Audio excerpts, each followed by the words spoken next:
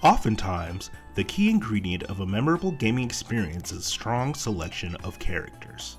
And if a series is lucky enough to become a long-running franchise, fans get to enjoy seeing more and more new faces join the cast as years go by. Take your pick, cause there's someone for everyone. Over the course of several decades, the shared universe of Mario and Donkey Kong has expanded to include a myriad of charming, beloved icons. A handful make their debut with each installment and might end up sticking around. Some of the time. But who knows? If they're not already a staple, maybe your favorite character has a chance of getting into a roster of... Who? Wait a minute. Who the hell is that? It seems they've been really pushing her lately. It's like, out of the blue, she started showing up in all the games nowadays. But where'd she even come from? Believe it or not, Pauline here is what's tying these two branches together in the first place. It's a tale as old as time. Gorilla grabs girl, guy gambles girders. Without the third leg of this triangle, there'd be no Donkey Kong. What would become of the Mario franchise as we know it? Princess Peach has earned her spot as its lead heroine and primary love interest, arguably among the most famous women in video game history. Though in terms of distressed damsels, she's far from the first. We're here today to cover the origins and evolution of Pauline, chronicling her fade into obscurity followed by newfound fame and prominence. But in order to do that, we'll have to start climbing all the way from the bottom.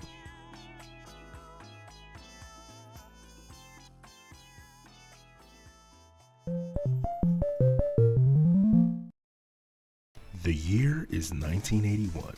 Shigeru Miyamoto was given the task of developing an arcade game with global market appeal. The project was supervised by the late great Gunpei Yokoi, who drew inspiration from the construction site setting of a Popeye cartoon called A Dream Walking. In this short, hijinks ensue as Bluto and the eponymous sailor fight to protect a sleepwalking olive oil. This trio was initially slated to feature in said game, but the concept was reworked due to licensing and technical limitations. With Popeye no longer starring, it seemed as though the latter had been pulled out from under them until an idea arose that would shape the future of gaming forever. Why not come up with our own original character? And so, they did. There was Mario, who needs no introduction, Donkey Kong, who's also pretty famous, and finally Mario's then-girlfriend, victim of the inciting ape abduction.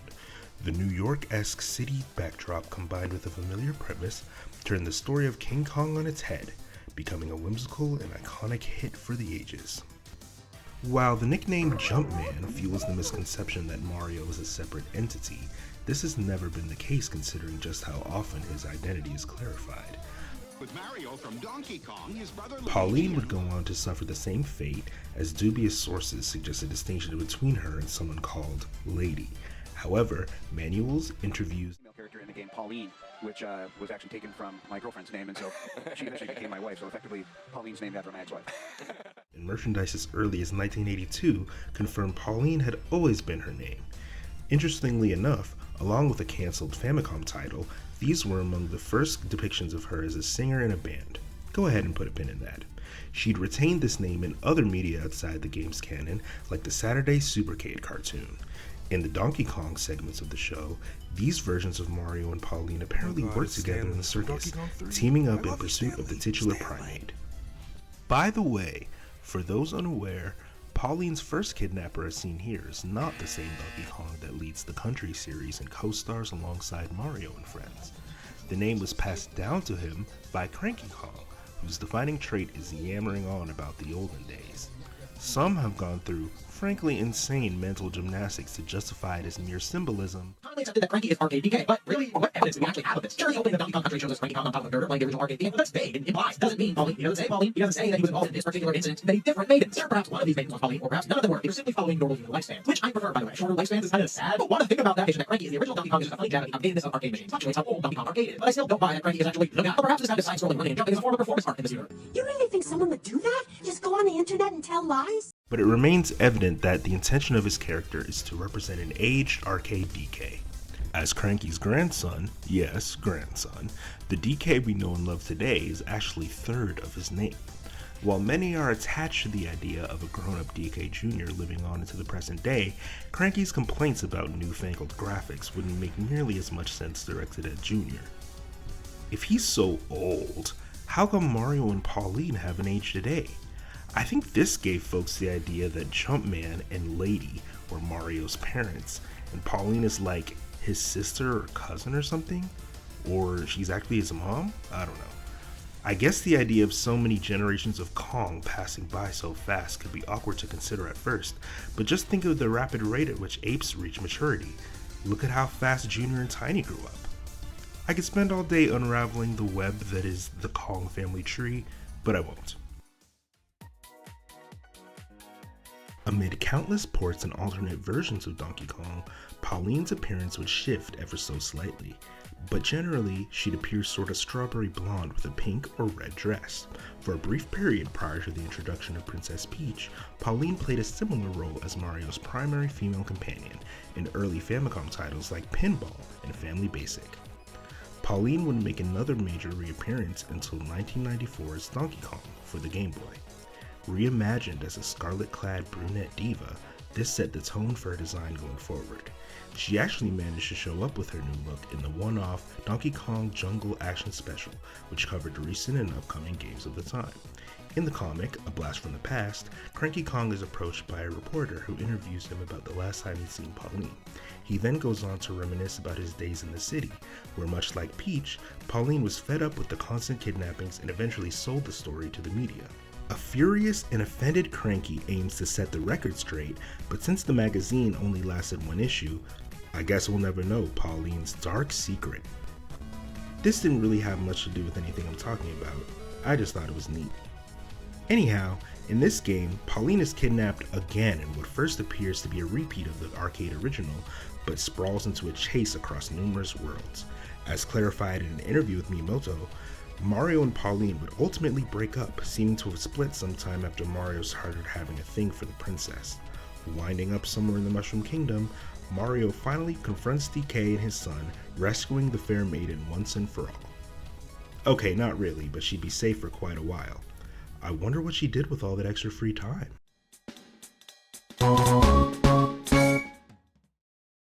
The year is 2006. Up to this point and beyond, Pauline would continue to make cameos in the context of her debut. The Game & Watch Gallery series sees the return of Donkey Kong (Game & Watch). While she reprises her role in the classic version, modern remakes replace her with Peach. Again. A few games, such as DK64, Animal Crossing, and Smash Bros. Contain direct ports, while others like WarioWare rely on references and homages. For instance, Pauline features in Donkey Kong-themed Tetris boards, Nintendo Land's Crash Course minigame, and various challenges throughout the NES Remix series. These kinds of appearances were usually disconnected from her Game Boy era redesign, which had no real follow-up until Mario vs. Donkey Kong, serving as somewhat of a spiritual successor despite Pauline's absence in the GBA original and its Switch remake. This new sub-series was centered around Mario's toy company and its products. The sequels would shift the gameplay towards guiding these mini-toys through a variety of Lemming-style puzzles. From the mid-2000s to 2010s, they were pumping these babies out through the entire DS family's remaining lifespan.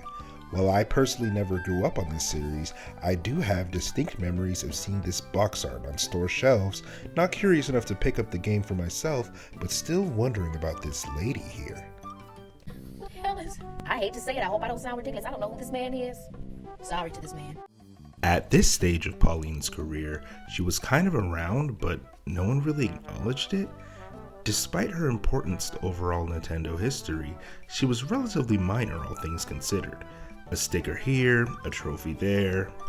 Street Pass's Puzzle Swap recognized her as one of 5 Nintendo starlets, alongside Peach and Rosalina, with Daisy nowhere to be found and a whopping 2 Zeldas. But other than that, she was mostly contained to the remainder of the Mario vs. DK series.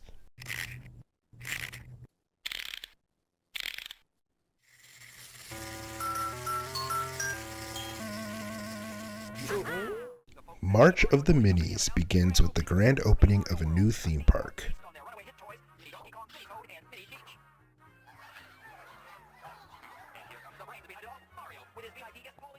Watching from the audience, Donkey Kong III becomes immediately smitten with Pauline upon what appears to be his first time meeting her.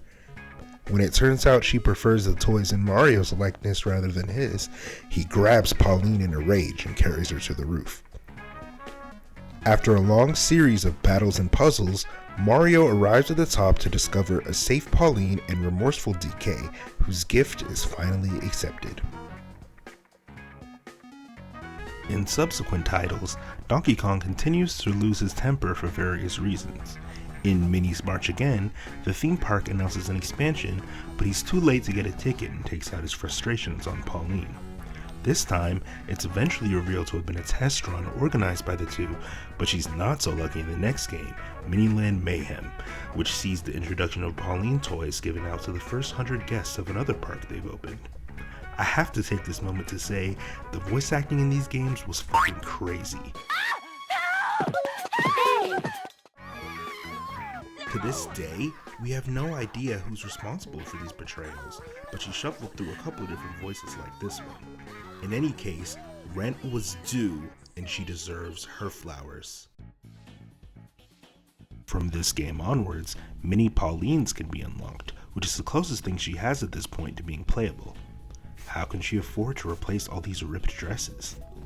Mario and, as opposed to Versus, Donkey Kong, Minnie's on the Move, shows Pauline and DK appear to be on fully good terms now, working together to host an arcade at the Mini Toy Carnival.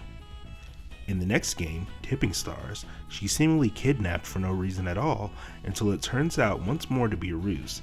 They faked this one in order to lure Mario to the surprise party they'd been planning for him.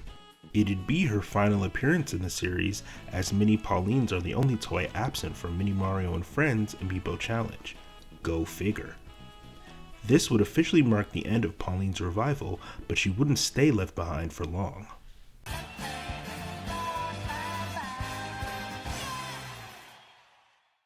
The year is 2017. God, it's almost been 10 years. Nintendo caps off their E3 presentation with an extended look at Mario's next 3D adventure, set to the tune of a new vocal song entitled Jump Up, Superstar. You can blink and miss a fleeting glimpse of the singer, teasing what was to come. These guys know what's up. Devs contemplated writing a catchy, uplifting jazz track, which intertwined with not only New Donk City's theming, but the game as a whole. The song played such a big part in the promotion that it soon became representative of Odyssey, not to mention a massive hit. The English vocals were provided by Kate Higgins, who became Pauline's new voice actress. What gave rise to her initial inclusion was the connection to Donkey Kong through amending the locations as one and the same. Pauline has since been appointed the mayor of New Donk City, the site of her initial kidnapping. At first she was considered to be the kingdom's princess, but was given a more fitting position while still holding a powerful title on par with the others. Designers took heed of her original features, adjusting her proportions to match the setting. As such, she appears as somewhat of a cross between cartoony Mario-style humans and the more realistic New Donkers. Being her mainline Super Mario premiere, Odyssey is commonly perceived as Pauline's return after a long absence, but the last game she was in came out only 2 years before this one. Mario and Cappy arrive in the Metro Kingdom to discover that Bowser's schemes have caused trouble for the city. We see right off the bat just how much the citizens respect and admire their mayor. As if the place wasn't littered with enough Donkey Kong references, Mario was invited to the New Donk City Festival as thanks for his help in finding a band to back her up, as well as restoring the city's lost power. Ladies and gentlemen, welcome to the New Donk City Festival, a celebration of the history of our city. And now, to get things started, her honor, Mayor Pauline. With light displays in the likeness of the classic arcade game, this incident is shown to have been important to the city's history. Pauline's dance during this section of the song mimics the animation of her old sprite, along with a bass line adapting the 25M motif. She can later be found among the forced attendees of Bowser's wedding. It's easy to call Pauline a one-hit wonder, but she also sings during the Honeyloon Ridge escape sequence. In the post-game, she provides the player a quiz on basic information about herself that Mario should probably already know, but reaffirms they were both there on that fateful day. It's also apparently her birthday. Her lost items from the arcade days can each be located somewhere in town and offered to her as a gift, but the bag seems to be the only one she still likes. She and the band even cheer Mario on as he completes the Darker Side challenge. The supporting role she plays here serves as a basis for the bulk of her continued presence. For instance, her Smash series cameos would continue with Ultimate in close association with New Donk City. No wonder the average onlooker would assume she was from Odyssey. It wouldn't take long for Pauline to start appearing regularly in Mario spin-offs, more often than not added in through updates. Beginning with Tennis Aces, which shows off her new emblem consisting of lipstick and heart shape, she performs a song that catapulted her to stardom at every opportunity. This includes her appearance in Super Rush, where the city reappears as a golf course. It's also true of Mario Strikers Battle League. She's really milking that one, isn't she? In Mario Party Jamboree, she's one of 2 unlockable partiers alongside Ninji, celebrating her victories with that ever so iconic dance move. Mario Kart Tour would mark her first foray onto the racetrack. Music has been firmly cemented as one of her core character traits, affording her a unique edge in comparison to her peers. Later on, she was a surprise addition to the Booster Course Pass in 8 Deluxe. The sound of her horn is yet another arcade reference. She'd return in Mario Kart World, solidifying her place in the core roster. DK Spaceport, a new course decorated with Donkey Kong iconography, depicts her lost items among the neon signage. Notably, Pauline and DK had the least amount of costumes in the whole cast, with 1 each, but I'll talk about her wardrobe a bit later. The movie continuity introduces its own version of Pauline voiced by Jessica DeChico, who in this world is mayor of Brooklyn instead. Apparently, she awarded the bros with a key to the city after the film's events. With this outpour of modern day attention, you could say Pauline was officially considered a new addition to the cast, which in my opinion was long overdue. Heads up, the remainder of this video contains major spoilers for Donkey Kong Bonanza. You have been warned. Like Odyssey before it, Bonanza was revealed at the tail end of a major presentation. Accidentally leaked a few months prior by a mix-up on a South Korean webpage, the odd rock accompanying DK on this underground adventure turned out to be a 13-year-old Pauline, who's being pursued by Voidco for reasons unknown. Fans immediately began to speculate this was some kind of prequel or reboot, instead of just waiting until the game came out and discovering the answer for themselves. In this game, she rides on DK's shoulder as his main confidant and adventuring buddy. Sorry, Diddy. Pauline dreams of becoming a singer. That voice of hers becomes a central theme both narratively and mechanically. Most notably, her singing is the key to the titular Bonanza powers. Combining the transformations with music is what inspired the developers to incorporate Pauline, introducing a familiar human element to the gameplay while giving her a new look to keep things fresh. I feel like now is a good time to talk a bit more about Pauline's fashions, considering she has loads of outfits to choose from in this game's style shop. She even unlocks a version of her adult self's outfit, but several prior games featured her in a handful of costume changes. She has a unique ensemble for playing tennis, golf, and what do they call it? Strike? Tour features her in a few new looks. Party Time to celebrate the new year, Rose for Valentine's Day, and a cowgirl getup, just for fun. I'm surprised not a single one of these got ported over to World. There's been hopeful whispers of DLC to commemorate Bonanza's release, but I'm not holding my breath. At first, she's nervous about singing in front of others, but gradually builds confidence throughout the journey. As the story progresses, we discover that young Pauline, now voiced by Jenny Kidd, bears a special power to awaken the Bonandium root with her voice. This leads to the shocking reveal of DK's longtime archenemy King K. Rool. Along with a few other references, dialogue acknowledges the events of previous Donkey Kong games. After defeating him at the planet's core, K. Rool chases after Pauline and DK as they're lifted back up to the surface, still determined to get his claws on the legendary power of the root. They emerge in New Donk City, where K. Rool wishes to rebuild the whole town in his image. He's finally defeated with their combined efforts, saving New Donk and restoring it to its former glory as they go their separate ways. 3 months later, Pauline returns, revealing she was offered the opportunity to perform at City Hall. I guess she decided to take her shoes back off?